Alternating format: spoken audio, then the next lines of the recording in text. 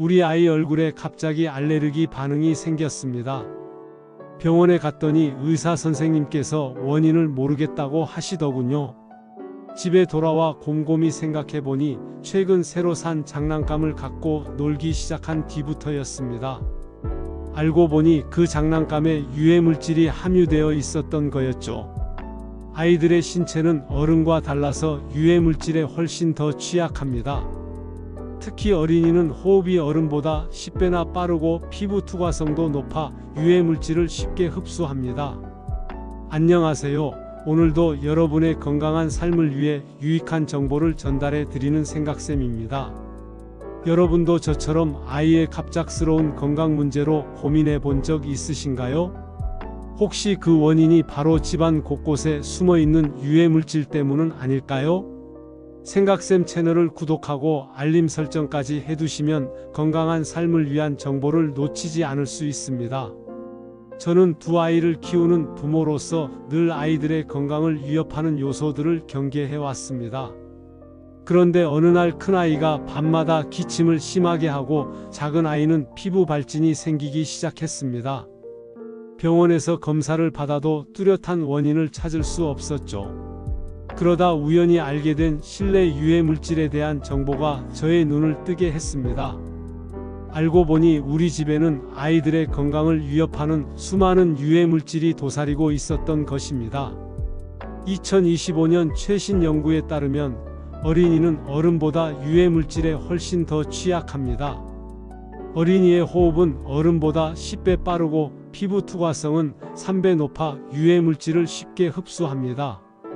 게다가 체중 대비 피부 표면적이 넓어 노출 위험이 더욱 크다고 합니다.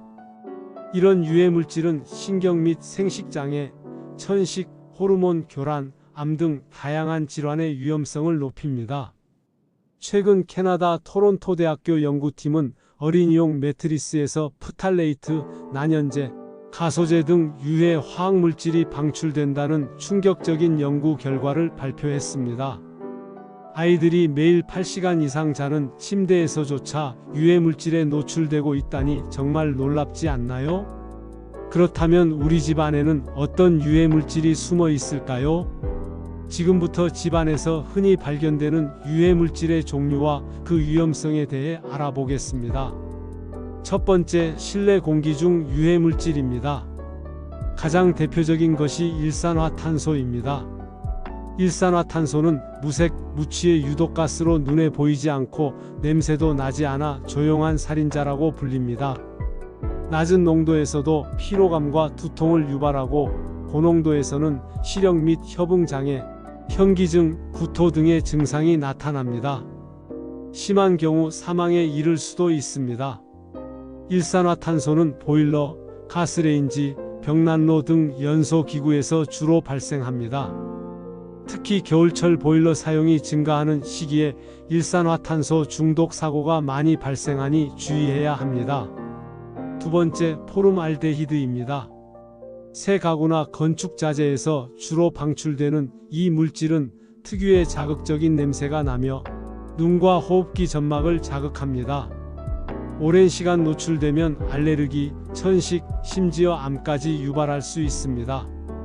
특히 영유아의 면역체계는 아직 완전히 발달하지 않아 포름알데히드 같은 화학물질에 더 민감하게 반응합니다.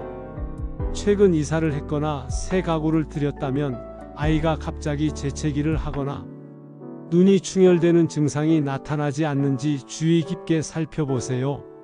세 번째, 라돈입니다.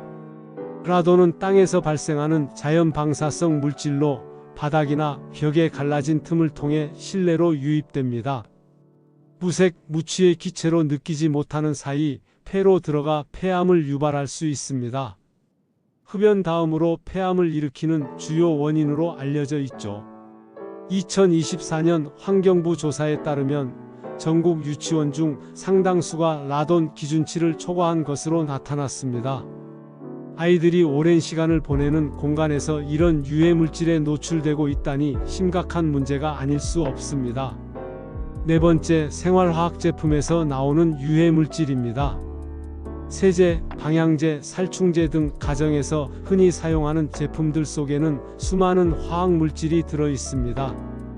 이러한 제품을 사용할 때 발생하는 휘발성 유기화 합물 VOCs는 실내 공기를 오염시키고 두통, 메스꺼움, 피부 자극, 호흡기 질환을 유발할 수 있습니다. 특히 유아용 물티슈나 세제 같은 제품도 예외는 아닙니다. 향이 강하거나 항균 기능이 있는 제품에는 더 많은 화학물질이 함유되어 있을 가능성이 높습니다. 다섯 번째, 어린이 용품에 함유된 유해물질입니다. 장난감, 문구류, 의류 등 어린이가 직접 접촉하는 제품에는 프탈레이트, 납, 카드뮴 같은 유해물질이 들어있을 수 있습니다. 프탈레이트는 플라스틱을 부드럽게 만드는 물질로 내분 비계를 교란시켜 생식 기능에 악영향을 미칠 수 있습니다. 환경부가 시중에 유통 중인 4,633개 어린이용품을 대상으로 유해물질 실태조사를 실시한 결과 30개 제품이 유해성 기준 또는 사용제한물질 기준을 초과한 것으로 나타났습니다. 특히 귀걸이, 지우개, 문구 세트 등에서 기준치를 초과하는 유해물질이 검출되었습니다. 여섯 번째, 미세먼지입니다. 외부에서 유입되는 미세먼지뿐만 아니라 실내에서도 미세먼지가 발생합니다. 요리할 때 발생하는 기름 입자, 옷이나 침구류에서 나오는 섬유먼지, 반려동물의 털 등이 모두 실내 미세먼지의 원인이 됩니다. 미세먼지는 크기가 매우 작아 호흡기 깊숙이 침투할 수 있으며 특히 영유아는 면역체계가 완전히 발달하지 않아 미세먼지로 인한 건강 문제에 더 취약합니다. 미세먼지에 장기간 노출되면 호흡기 질환, 심혈관 질환, 알레르기, 아토피 등 다양한 건강 문제가 발생할 수 있습니다. 일곱 번째, 전자기파입니다. 전자제품에서 발생하는 전자기파가 건강에 미치는 영향에 대해서는 아직 논란이 있지만 일부 연구에서는 어린이가 장시간 전자기파에 노출될 경우 수면장애, 주의력 저하, 행동 문제 등이 발생할 수 있다고 보고하고 있습니다. 특히 잠자리에 스마트폰이나 태블릿 같은 전자기기를 두는 것은 수면의 질을 저하시키고 뇌 발달에도 좋지 않은 영향을 미칠 수 있습니다. 이러한 유해물질들이 우리 아이들의 건강에 어떤 영향을 미칠까요? 첫째, 호흡기 질환을 유발합니다.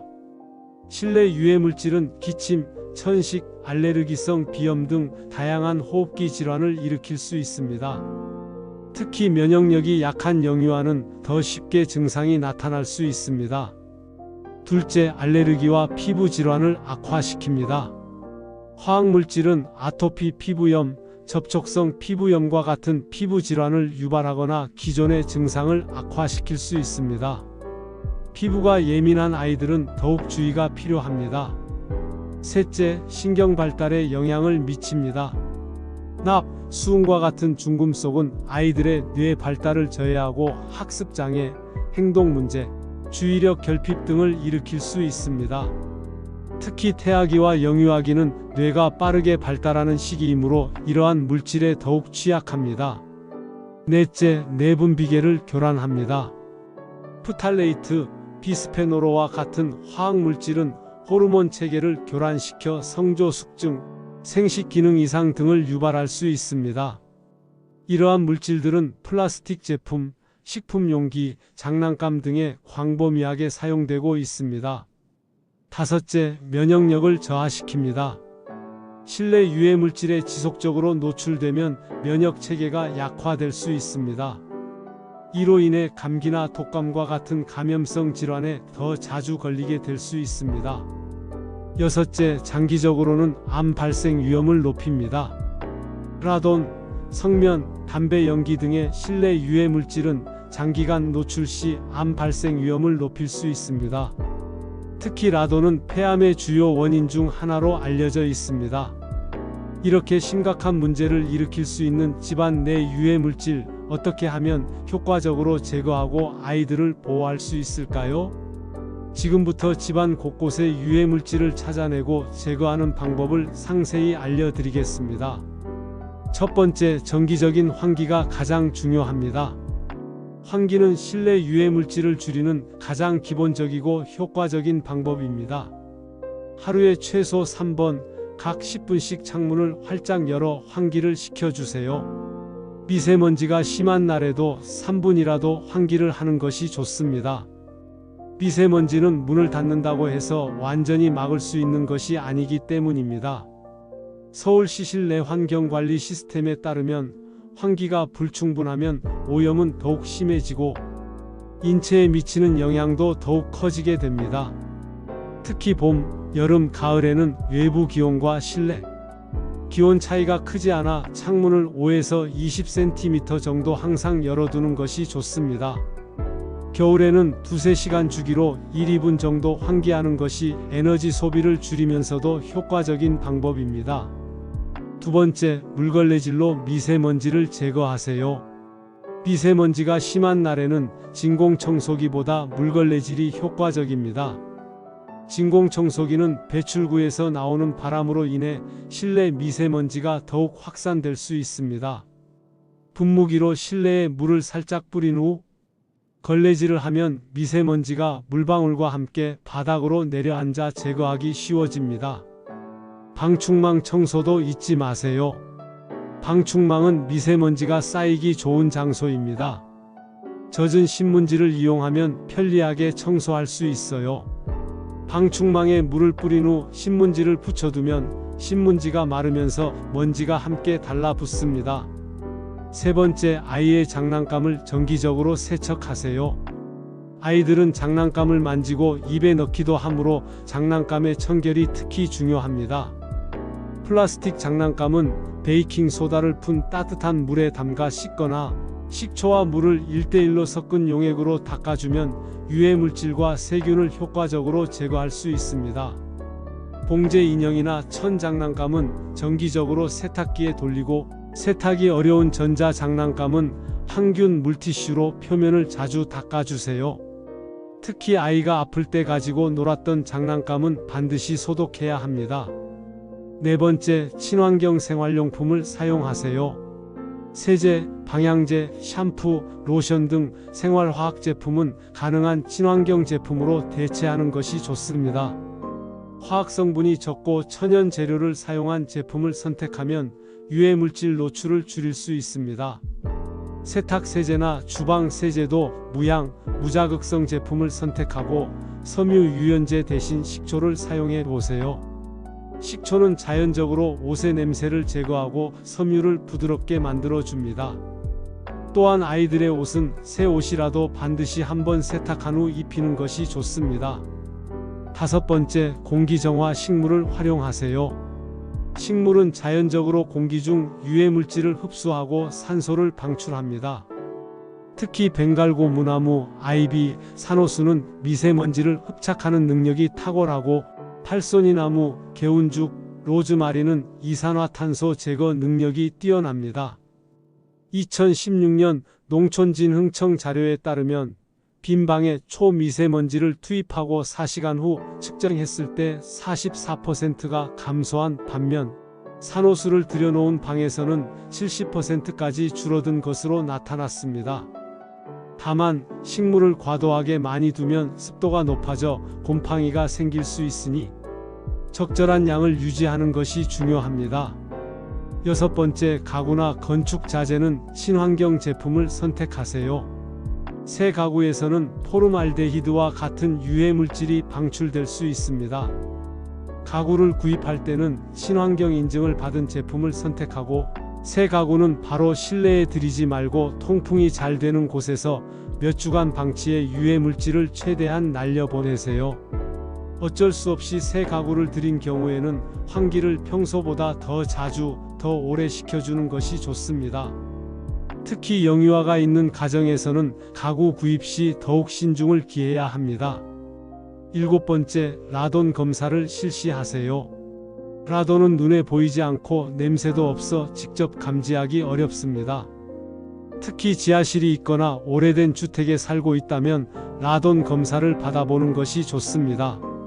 라돈 측정 키트를 구입하거나 전문 업체에 의뢰하여 검사할 수 있습니다.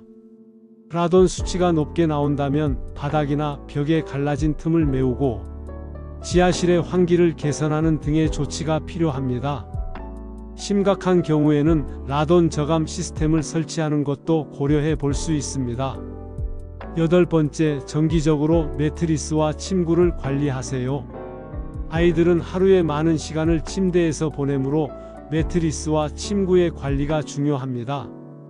최근 연구에 따르면 어린이용 매트리스에서 프탈레이트, 난연제, 가소제 등 유해 화학물질이 방출되는 것으로 나타났습니다.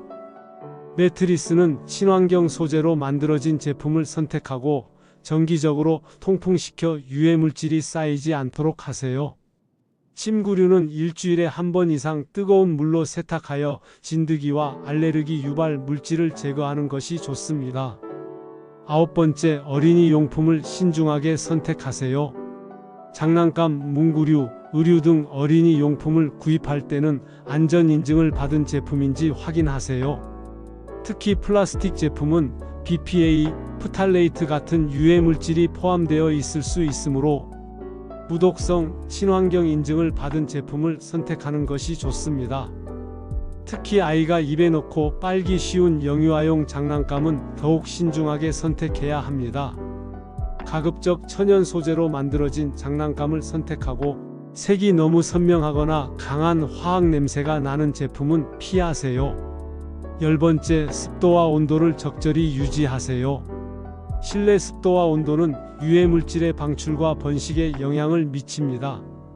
습도가 너무 높으면 곰팡이가 번식하기 쉽고 너무 낮으면 호흡기가 건조해져 면역력이 저하될 수 있습니다. 실내 습도는 40에서 60% 정도로 유지하는 것이 좋습니다. 습도계를 설치하여 정기적으로 확인하고 필요에 따라 제습기나 가습기를 사용하세요. 또한 선풍기나 서큘레이터를 활용하여 실내 공기를 순환시키는 것도 도움이 됩니다. 이렇게 유해물질 제거하기 위해 노력하는 과정에서 흔히 범하는 실수들이 있습니다. 이런 실수들을 피하는 것도 중요합니다. 첫 번째 실수, 과도한 방향제 사용입니다. 나쁜 냄새를 가리기 위해 방향제를 과도하게 사용하면 오히려 공기질을 악화시킬 수 있습니다. 방향제에는 휘발성 유기화 합물이 포함되어 있어 실내 공기를 오염시킬 수 있어요. 대신 원인을 찾아 제거하고 필요하다면 천연 방향제를 사용하세요. 두 번째 실수, 자연 환기만으로 충분하다고 생각하는 것입니다. 자연 환기는 중요하지만 미세먼지나 황사가 심한 날에는 오히려 실내 공기질을 악화시킬 수 있습니다. 이런 날에는 공기청정기를 활용하고 창문을 여는 시간을 최소화하세요. 세 번째 실수, 공기청정기만 의존하는 것입니다. 공기청정기는 미세먼지는 효과적으로 제거할 수 있지만 일산화탄소나 라돈 같은 유해가스는 제거하지 못합니다. 공기청정기와 함께 정기적인 환기를 병행해야 합니다. 네 번째 실수, 바닥 청소만 신경 쓰는 것입니다. 먼지는 바닥뿐만 아니라 천장, 벽, 가구 위, 커튼 등 다양한 곳에 쌓입니다. 특히 높은 곳에 쌓인 먼지는 낙하하여 실내 공기를 오염시킬 수 있으므로 종합적인 청소가 필요합니다. 다섯 번째 실수, 유해물질에 대한 지속적인 관리를 소홀히 하는 것입니다. 한 번의 대청소로 모든 유해물질이 제거되지 않습니다. 정기적인 환기, 청소, 관리가 중요하며 특히 계절이 바뀔 때마다 철저한 점검이 필요합니다. 지금까지 집안 곳곳에 숨어있는 유해물질과 그 제거 방법에 대해 알아보았습니다. 이제 각 공간별로 더 구체적인 관리 방법을 알려드리겠습니다. 첫 번째, 아이 방의 관리입니다. 아이들은 하루에 많은 시간을 자신의 방에서 보내므로 특별한 관리가 필요합니다. 아이 방의 가구는 가급적 친환경 소재로 선택하고 새 가구를 들릴 때는 충분히 환기를 시켜주세요. 바닥재는 먼지가 쌓이기 쉬운 카펫보다는 쉽게 청소할 수 있는 마루나 친환경 장판을 선택하세요. 놀이 공간과 수면 공간을 분리하여 취침 시간에는 보다 깨끗한 환경에서 숙면할 수 있도록 해주세요. 장난감은 정기적으로 세척하고 사용하지 않는 장난감은 밀폐된 상자에 보관하여 먼지가 쌓이지 않도록 하세요. 학용품이나 미술용품은 무독성, 친환경 제품을 선택하고 사용 후에는 반드시 뚜껑을 닫아 보관하세요. 두 번째, 주방의 관리입니다. 주방은 요리 과정에서 다양한 유해 물질이 발생할 수 있는 공간입니다. 가스레인지 사용 시에는 반드시 후드를 작동시켜 연소 과정에서 발생하는 일산화탄소와 이산화질소를 배출시키세요. 조리 중에는 창문을 열어 환기를 시키고 조리가 끝난 후에도 일정 시간 동안 후드를 가동하세요. 주방 세제는 가급적 친환경 제품을 사용하고 세척 후에는 깨끗한 물로 충분히 헹구세요. 플라스틱 용기는 가급적 사용을 줄이고 유리나 스테인리스 용기를 사용하세요. 특히 전자레인지에 플라스틱 용기를 사용하면 유해 물질이 음식에 옮겨갈 수 있으니 주의하세요. 싱크대 아래 수납장은 습기가 차기 쉬워 곰팡이가 생길 수 있으므로 정기적으로 점검하고 청소해 주세요. 세 번째, 욕실의 관리입니다. 욕실은 습기가 많아 곰팡이가 번식하기 쉬운 공간입니다. 목욕 후에는 반드시 환기를 시키고 샤워 커튼이나 바닥의 물기를 제거하여 곰팡이 번식을 방지하세요.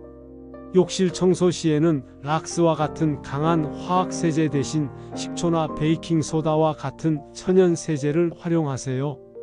샴푸, 바디워시, 치약 등 개인 위생용품은 가급적 화학 성분이 적은 제품을 선택하세요.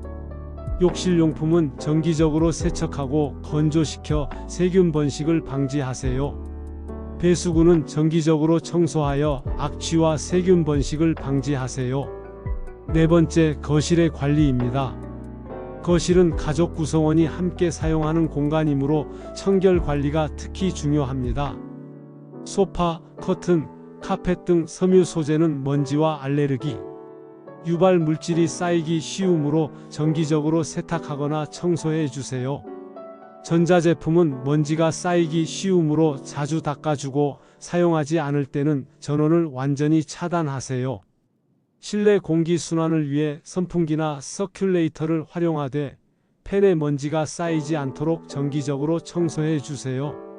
화분은 적절한 양을 유지하고 화분 표면에 흙의 먼지가 쌓이지 않도록 관리하세요. 창문과 방충망은 정기적으로 청소하여 외부 유해 물질의 유입을 차단하세요. 다섯 번째, 지하실이나 다용도실의 관리입니다. 지하실이나 다용도실은 환기가 어려워 유해 물질이 축적되기 쉬운 공간입니다. 정기적으로 환기를 시키고 제습기를 활용하여 습도를 관리하세요. 벽과 바닥에 갈라진 틈은 라돈이 유입될 수 있으므로 바로 보수하세요. 페인트, 세제, 약품 등 화학물질은 밀폐된 용기에 담아 아이의 손이 닿지 않는 곳에 보관하세요. 세탁기나 건조기의 필터는 정기적으로 청소하여 미세먼지 발생을 줄이세요. 곰팡이나 해충이 발생하면 즉시 처리하되 가급적 친환경적인 방법을 선택하세요. 계절별로도 실내 유해물질 관리 방법이 달라질 수 있습니다. 각 계절에 맞는 관리 방법을 살펴보겠습니다. 봄에는 황사와 꽃가루가 많이 날리므로 특별한 관리가 필요합니다. 창문을 열어 환기할 때는 미세먼지 지수가 낮은 시간대를 선택하고 공기청정기를 적극 활용하세요. 매일 물걸레 청소를 하고 외출 후에는 옷과 신발에 묻은 먼지를 깨끗이 털어내세요. 여름에는 습도가 높아 곰팡이가 번식하기 쉽습니다. 제습기를 활용하여 실내 습도를 관리하고 에어컨 필터를 정기적으로 청소하세요.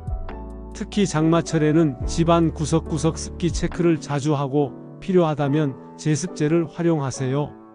가을에는 일교차가 커서 결로 현상이 생기기 쉽습니다. 창문과 벽면의 결로를 자주 확인하고 물기를 제거하세요. 환기를 자주 시키되 일교차가 큰 시간대에는 서서히 온도를 조절하세요. 겨울에는 춥다고 환기를 소홀히 하기 쉽습니다. 창문을 활짝 열지 않더라도 짧게라도 자주 환기를 시키는 것이 중요합니다. 또한 난방기구의 안전점검을 통해 일산화탄소 중독을 예방하세요.